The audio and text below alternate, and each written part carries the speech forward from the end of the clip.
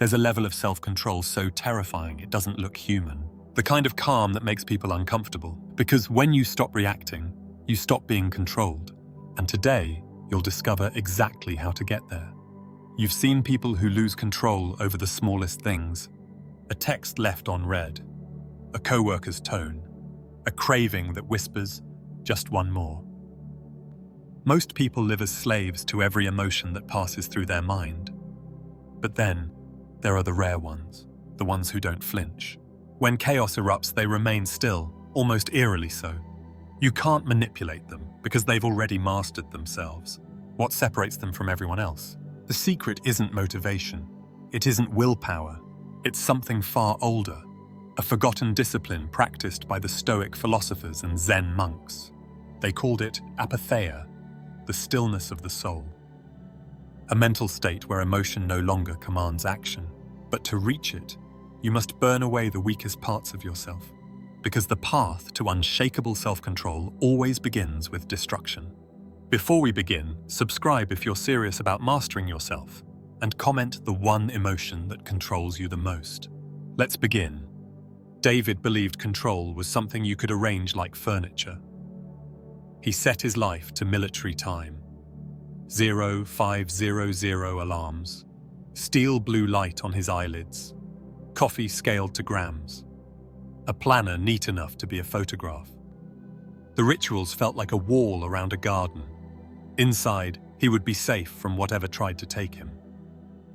But it wasn't the big storms that tested him. It was the pebbles. A co-worker's eye roll could tip a whole day.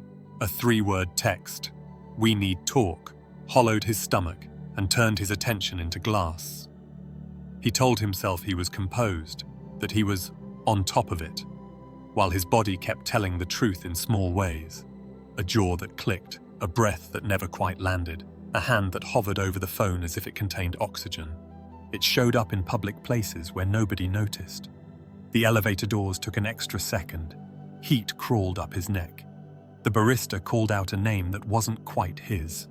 He felt the script form in the back of his mouth like a splinter. In meetings, he won debates no one else was having and lost the hour he was living in. He'd go back to his desk and answer emails with surgical precision, trying to bleach the stain off the morning while a second mind ran the replay. What he should have said, how he should have stared longer, the exact turn of phrase that would have pinned someone to their chair. His self-destruction never looked messy. That's what made it hard to catch. He didn't binge anything or break anything. He optimized. He turned the gym into a courtroom where he punished his body for emotions he didn't want to feel. Add 10 kilos to the bar because someone said interesting in a way that meant unimpressed. Sprint intervals because the last text from Elena felt like a door closing.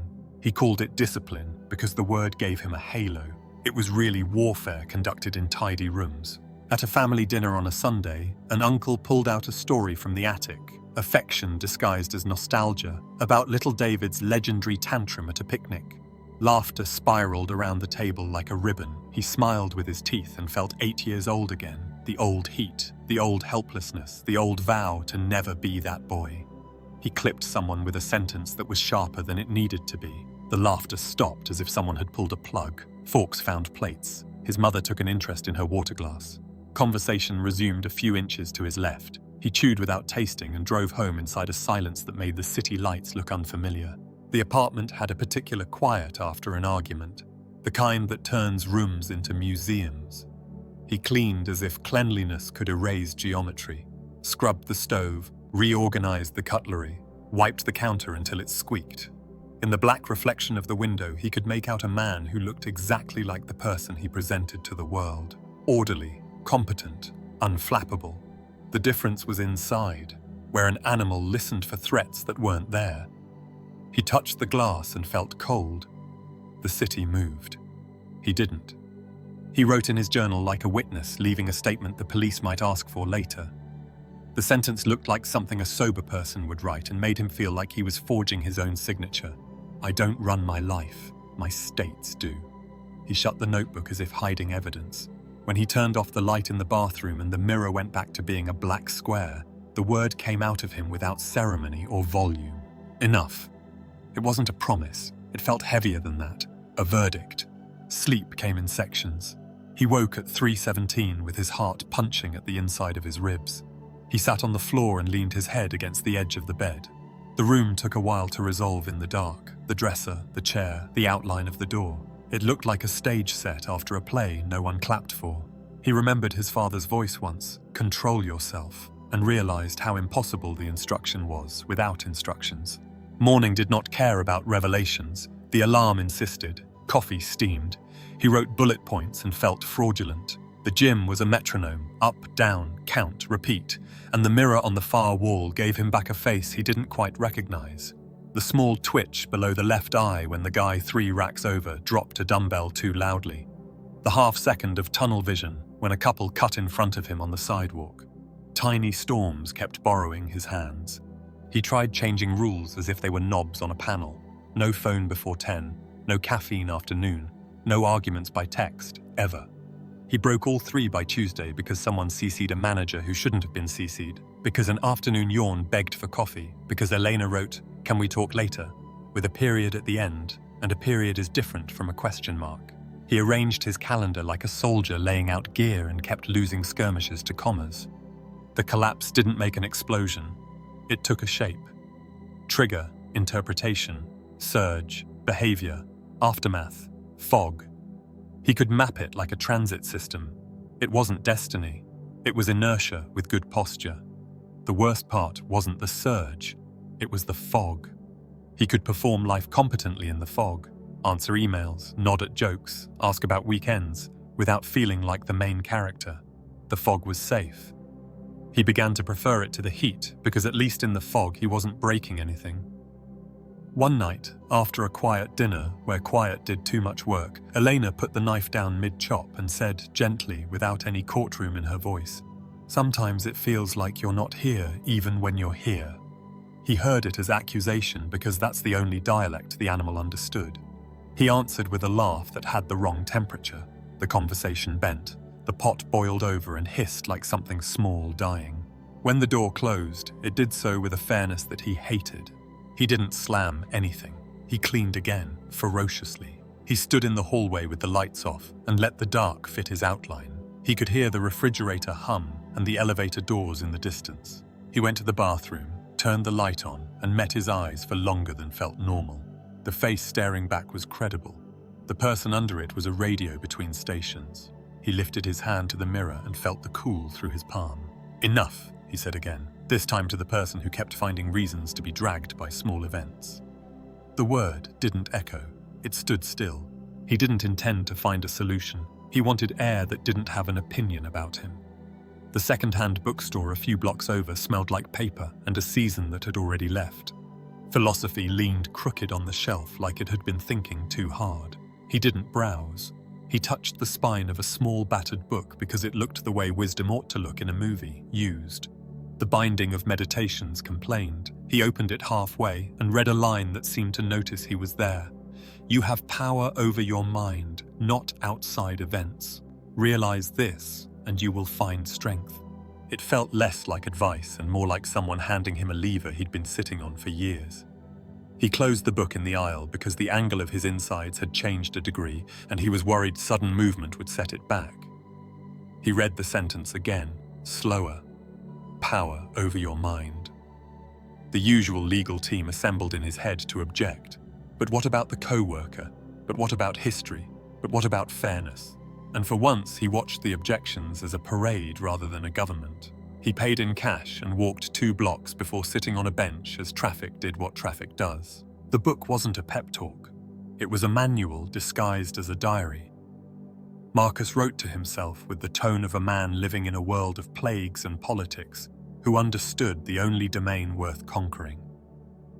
The instructions weren't mystical. They were almost physical. Return attention, regard a thought, release it, refuse the contract that says feelings are orders. He looked up at a plane unspooling a thin white thread across a blue fabric and knew with the certainty of a math proof that his method had been escalation disguised as effort. If being moved was the problem, moving harder was not a cure. The cure had to live under the movement. On the subway, he ran a private experiment without labeling it one. A man collided with his shoulder and didn't care. Heat rose in his neck. A fist closed in his throat. One breath, full exhale, then a second. He let the sensation exist like weather and did not authorize the narrative. The man moved on. The world did not require his statement for the record. The urge to compose an imaginary speech receded the way music recedes when you walk out of a room. He noticed himself not performing the old role. He almost smiled. Back home, he fell into a rabbit hole that didn't feel like a hole. He found names for the ambushes. Amygdala hijack, a survival system seizing the wheel before the adult part of the brain is wearing shoes. Top-down regulation, prefrontal cortex doing its job. Bottom-up, breath, posture, gaze sending signals upward. The 90-second half-life of an unrefreshed emotion. Chemistry, not character. He recognized the place where he had been a world-class athlete, extending 90 seconds into an afternoon with narration. He could stop being the narrator. He set a 2-minute timer and did the strangest thing he could imagine. Nothing. The first 20 seconds were an elevator with bad music. His attention jumped like a cat between windows, jaw, throat, chest, gut. He wanted to fix each sensation like he fixes spreadsheets. He tried labels instead of tools. Tight, hot, buzzing, heavy.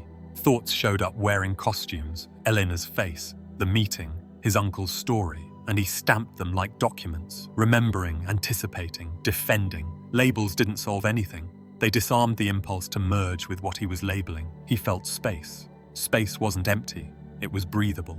Zen arrived not through incense, but a paragraph. Just sit. He read about monks who trained until the watcher and the watched lost their border. Not suppression, not self-improvement, intimacy with what is. Another word appeared from a different country. Gyoji, continuous practice, the kind rivers do without announcing themselves. He copied a sentence to a sticky note and placed it where his phone had lived. Do nothing first, not forever, first. The words were small but heavy. The first act after a trigger had always been flailing.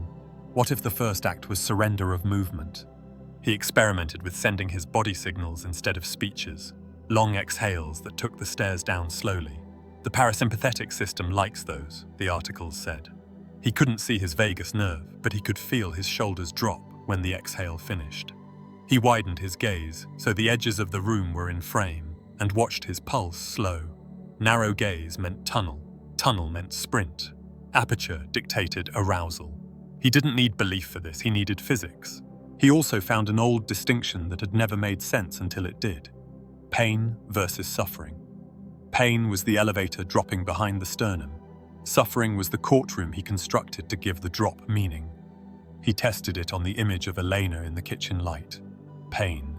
40 seconds of weight pulling in the chest. Suffering. I am unappreciated. I try so hard, no one meets me. He held the pain like a hot cup.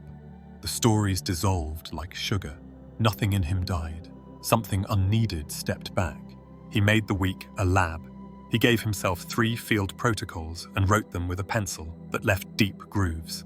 First, respond to no trigger for 90 seconds. Timer if needed. Breath first. No words, no facial theater. Let the chemicals do what they do and end when they end. Second, treat every urge as a wave. Don't ride it, don't fight it. Watch it form, crest, fall. Coffee at 3, wave. The itch to check a phone at 9:12, wave. The impulse to clarify because someone typed fine, wave. Count it down with breath like you're watching a kettle. Third, fix the body so the mind has a place to sit. Spine not as a spear, but as a mast that lets wind move without capsizing. Jaw unclenched. Tongue not pressed against the roof of the mouth like it's holding up the ceiling, hands open. He failed with punctuality.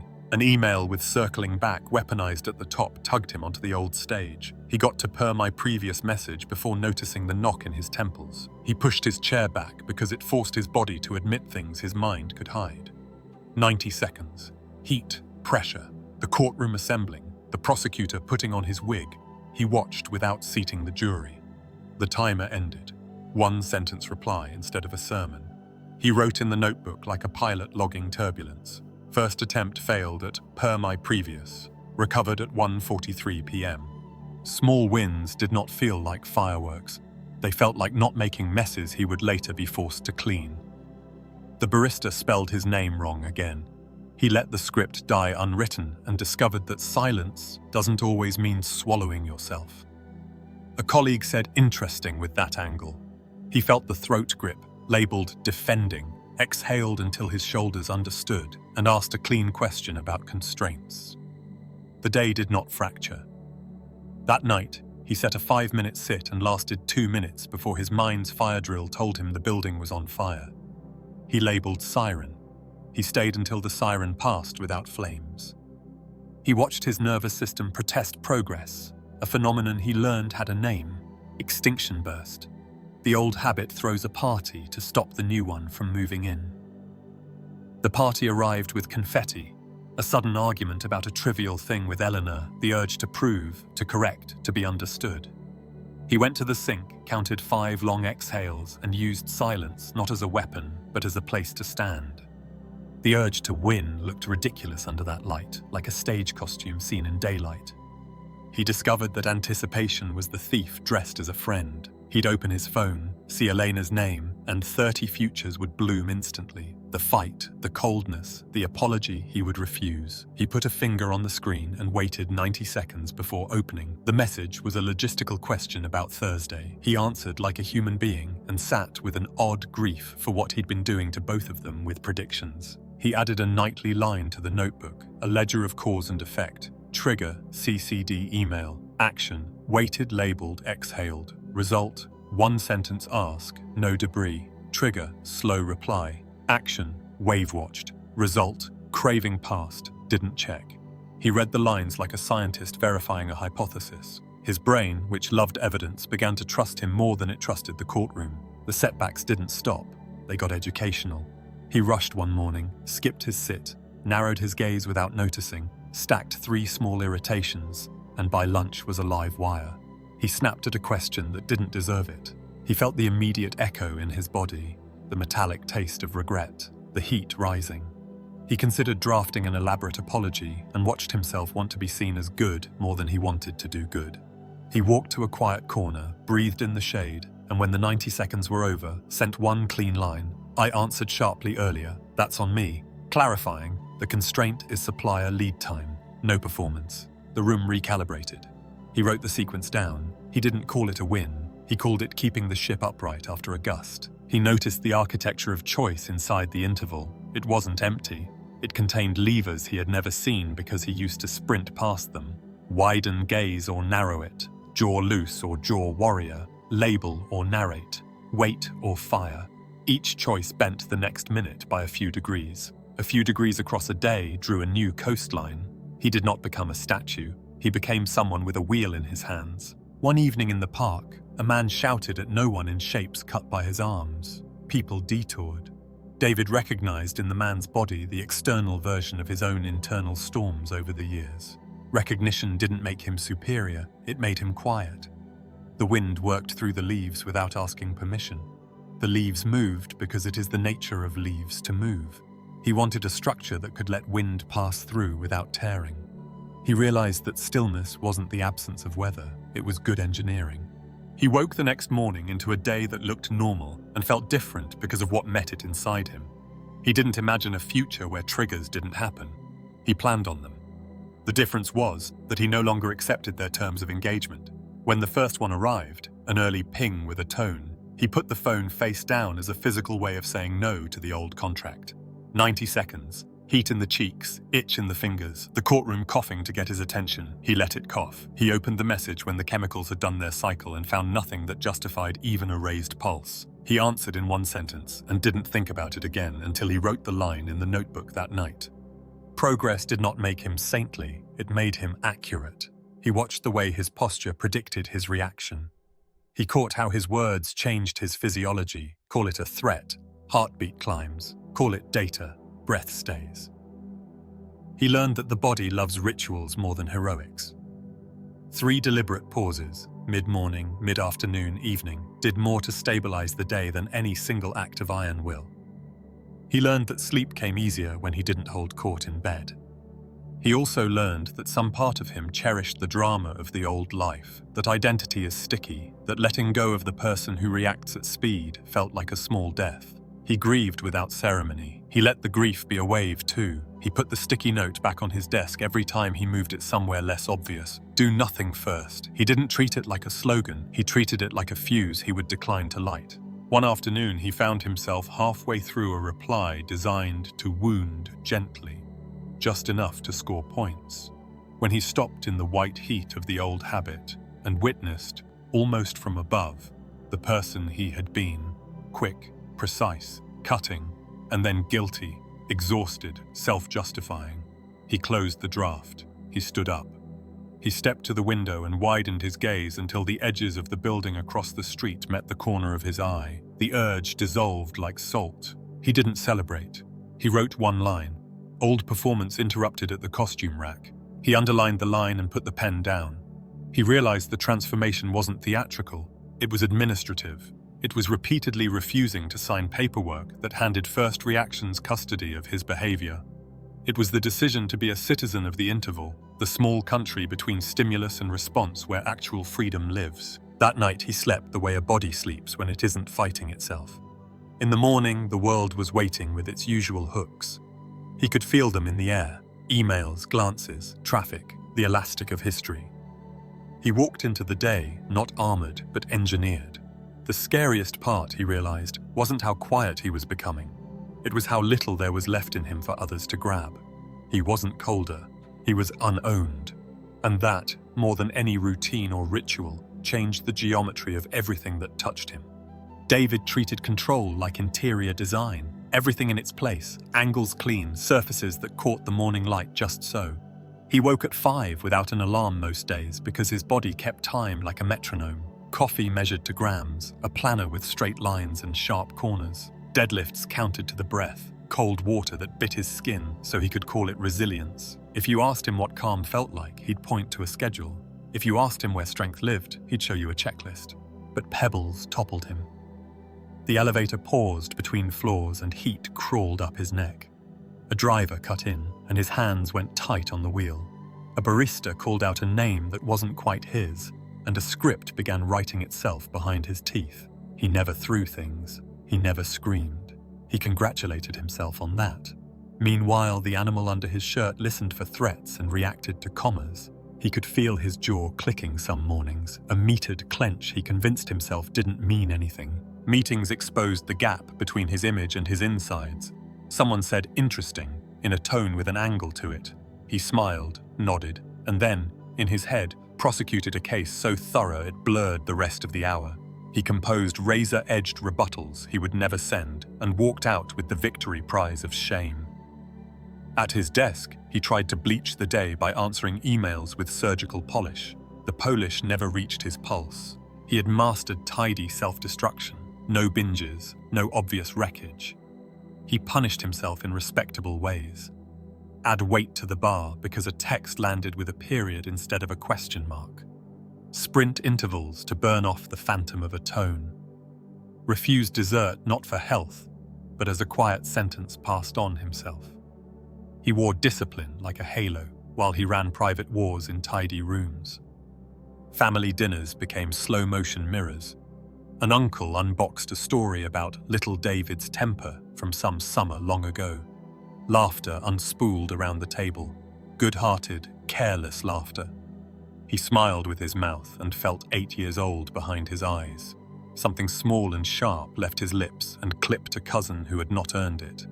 The laughter died obediently. Forks found plates. His mother tilted her water glass and studied the light.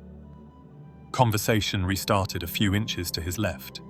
He chewed without tasting and drove home through a city that felt like it had been rearranged. The apartment wore a special quiet after a fight, the kind of quiet that turns every room into a museum exhibit. He cleaned as if cleanliness could redraw the past. Stove, counters, a pilgrimage from sponge to sink. In the black window, he saw a man the world would describe as reliable, composed, a safe pair of hands. Inside, the radio stuck between stations. Static, a burst, static.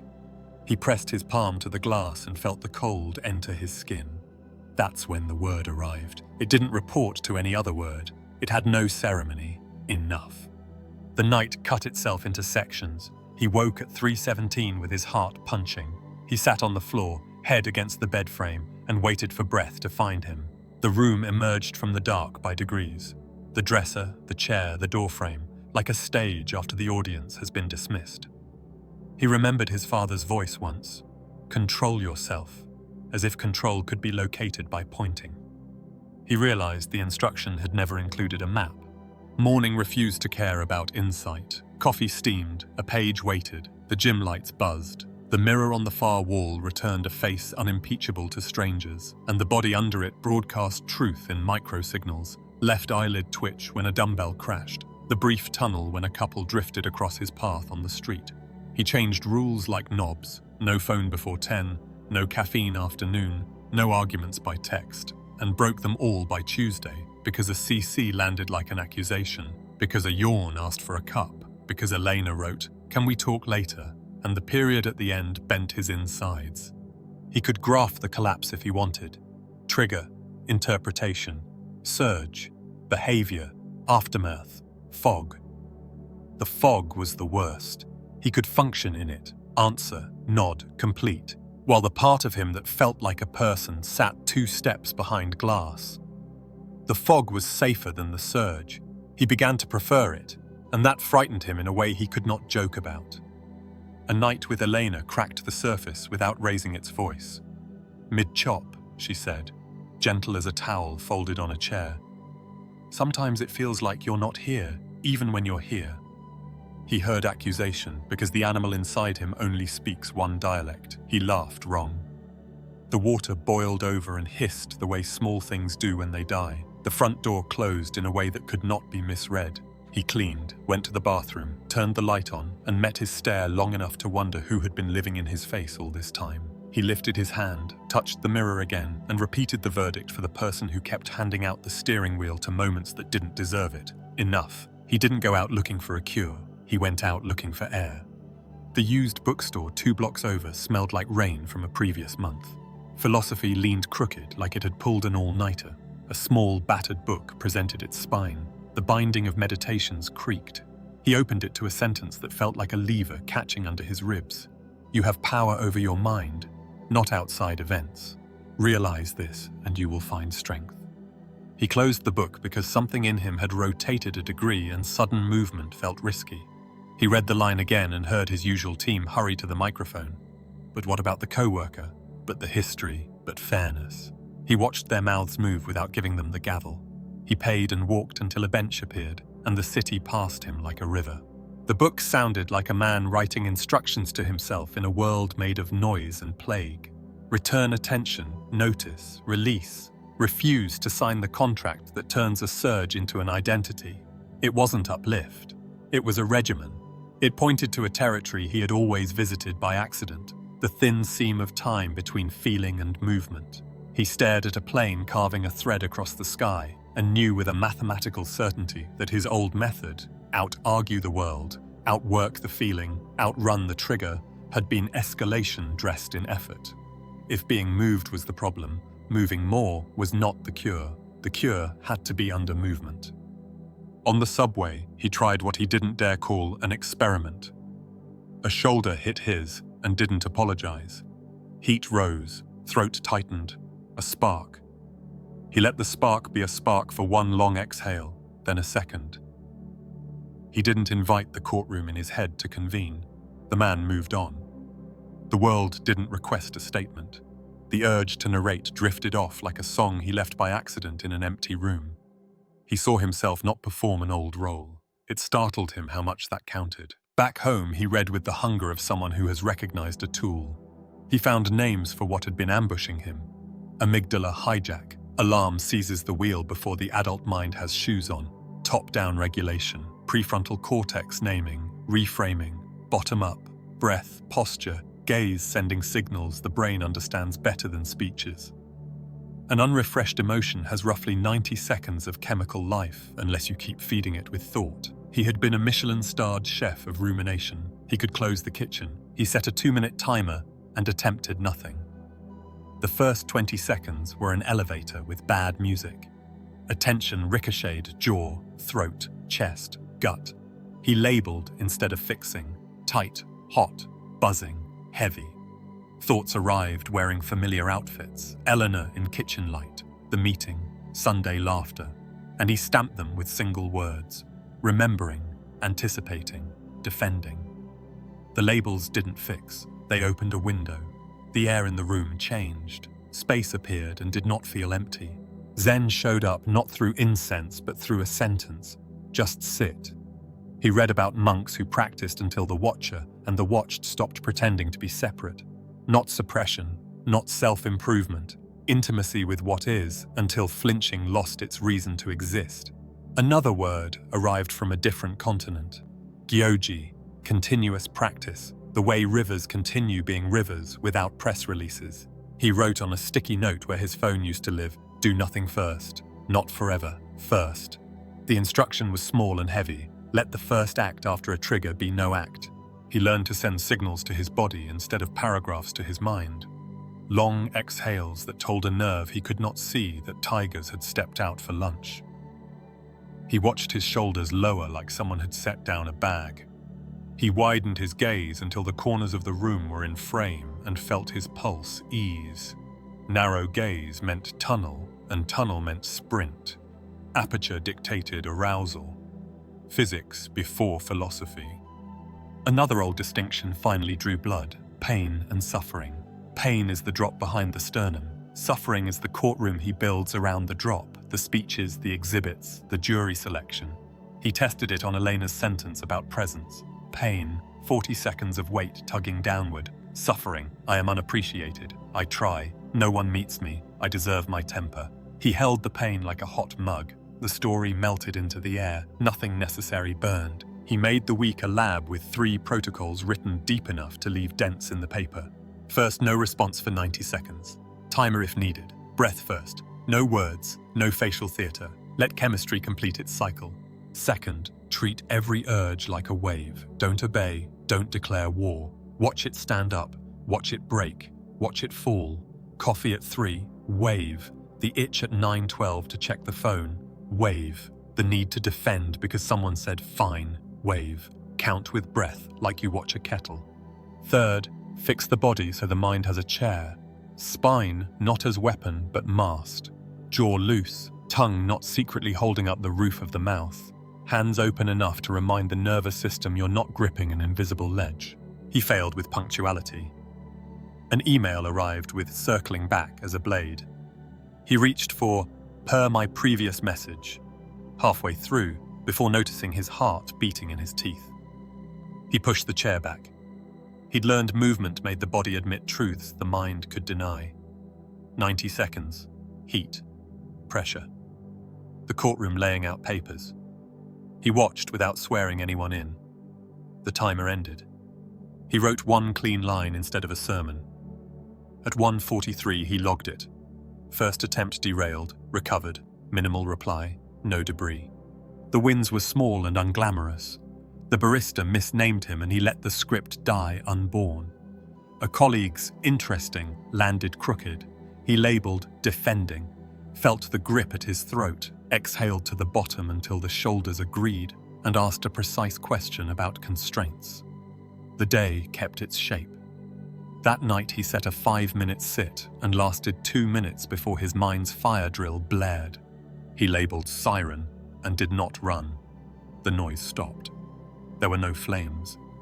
His nervous system retaliated with what he later learned to call an extinction burst. The old habit, threatened, throws a party. The party looked like picking a fight over a small domestic nothing and inviting the courtroom in to decorate.